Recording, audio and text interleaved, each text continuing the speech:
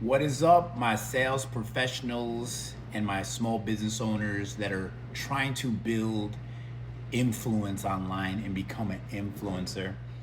I do Facebook ads for a living, and so I always will suggest that first, which I'm actually doing a deal for Valentine's Day, which I'll talk about in another video. But on this video specifically, is I wanted to talk about how to build a brand on social media. Back in the day, I used to do seminars, and we'd have 1 to 2 day events, and I would literally just talk about how to build your brand, right? And I go back all the way from MySpace days, where I used MySpace to recruit people, and then I got on Facebook, and the rest is history. But one of the things that I talked about, and I made a post about it in my group Elevate Chicago, is that the first thing that I did when I used to work with clients, when we were talking about social media specifically, is I would basically tell them to come up with a username that is consistent on every single platform. And one of the things I've always done when I created their username is I avoided using hashtags, dots, underscores, numbers. I'll say that again. I avoid numbers, underscores, dots. And the reason for that is because, first of all, it doesn't look good. It just means that you couldn't figure out a clean name, what one word. So like me, I'm Chicago's Joe Delatorre on every single platform except, I believe, Snapchat. I'm Chicago's Joe DLT because the name's too long. But I wanted so that if you're looking for me, you just got to look up that name on any social platform and you're going to find me. Versus when you use underscores, dots, or use numbers, you're making it hard for somebody to find you on social media. And I had one woman posted, like, I'll still find myself. Yeah, well, if you're searching yourself, you probably will easily find yourself. But the last thing you want to do is, if someone's trying to follow you on a social media platform, is to be username 267934, or to be like your name or your business underscore and a year. And a lot of the reason why people do that is because they basically couldn't think of a name that they could find that's available. So then they'll end up using or numbers, underscores, and dots. And like I said, you don't want to ever make it hard for somebody to find you on social media. So this is the reason why I tell people to avoid it at all costs. If you want to create a username, make sure it is clean, straight to the point, represents your business. A lot of times, if you're like, I'll tell people to add the city they're from. Like, I remember someone gave me crap, like, why are you don't live in Chicago, you live in Naperville. And I was like, well, Naperville's Joe just doesn't sound as good as Chicago's Joe, because I'm basically trying to represent the whole state. And when you talk to people out of state, you don't say, I'm from Naperville, Illinois, or I'm from Aurora, Illinois, because they have no idea what that is. But if you say you're from Chicago, they understand that completely, right? So I want to be known in the whole Chicagoland market. The next thing I talk a lot about is when it comes to people on social media in general, or creating a brand, is you have to really, and I've done a video about this, the 3 things to creating a marketing campaign, and I'll break them down real quick. Target market, what media you're going to use, and what the message is, right?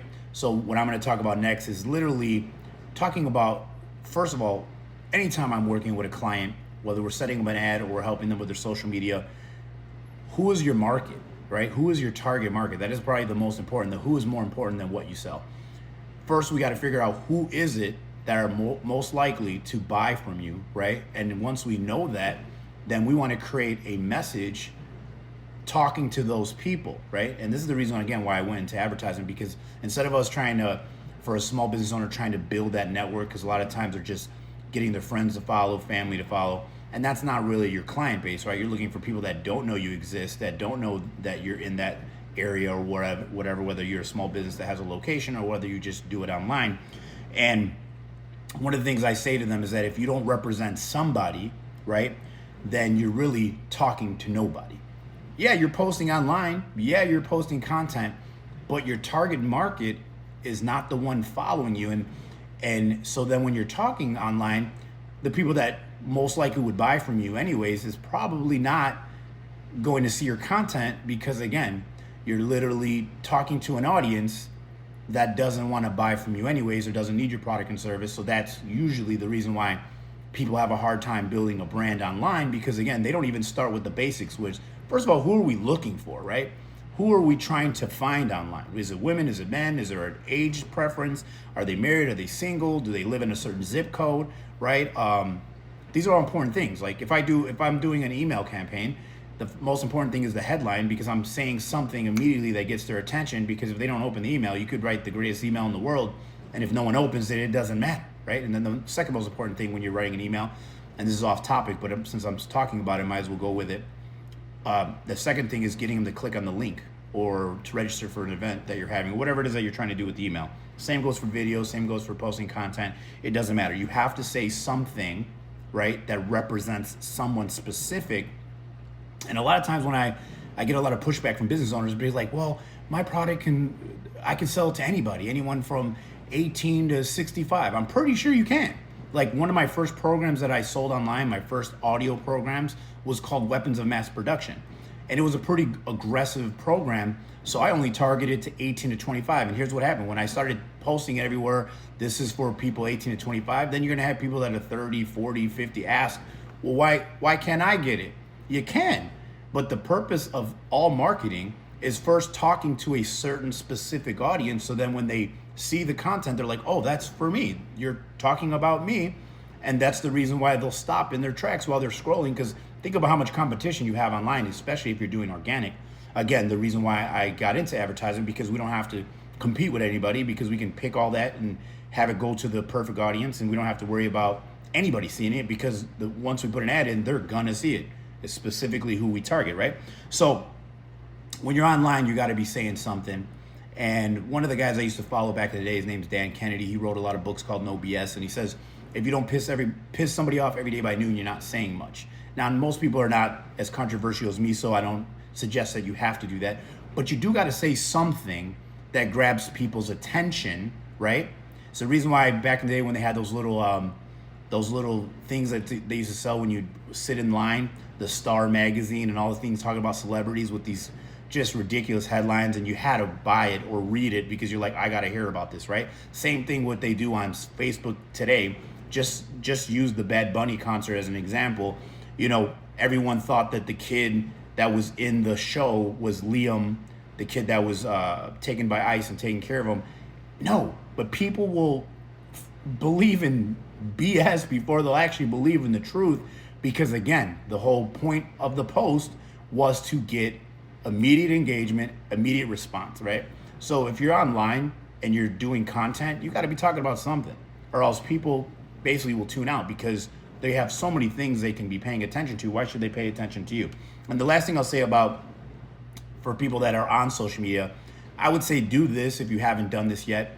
If you haven't had created all your social media platforms to be a professional dashboard, or like an Instagram, you know, they have also you can make it a professional page so that you could see the analytics. Same thing with TikTok. They have a thing called TikTok Studio. Snapchat, you don't have to really change it to anything, but I do post a lot of stuff on the public stories when it comes to Snapchat, because one of the things that I want to know, if I look at any of my social medias, and I suggest anybody that is on business online do this, is go look at your analytics, right? Every single platform gives you the ability to look at your analytics, and what that means is you can see what age groups follow you and what percentages. Do more men follow you? Do more women follow you, right? You can look at what are the top cities that pay attention to you. And why is this important? Because then when you're posting content for a social media specifically, you know that your audience is majority of this, so then you want to talk more to those people. So let's just say that your audience is majority women, then you want to be talking about things that relate to women, because that's how you're going to get engagement. That's how you're going to build a brand online. And for a lot of women that have a small business, one of the biggest challenges I've seen that most of them would have is that they have like 80% men following them and 20% women. Well, that's easily explainable, because men like to follow beautiful women, and they like to basically be in their DMs and constantly harassing them about going on a date. They don't care about what business you're in. They don't care about what you're talking about on your social, because they're just waiting for you to post another selfie, or they're waiting for you to post another picture, right? So they can love it, comment on it, and talk. And so I would tell women, like, if your audience is women, then one thing, you got to start building a following of women, but also you need to start talking about things that women talk about, right? Because if not, then again, I think women that think that that's impressive that you have a huge man following, not hard to do, right? Men are very easy creatures, and they're very thirsty creatures as well. So if you post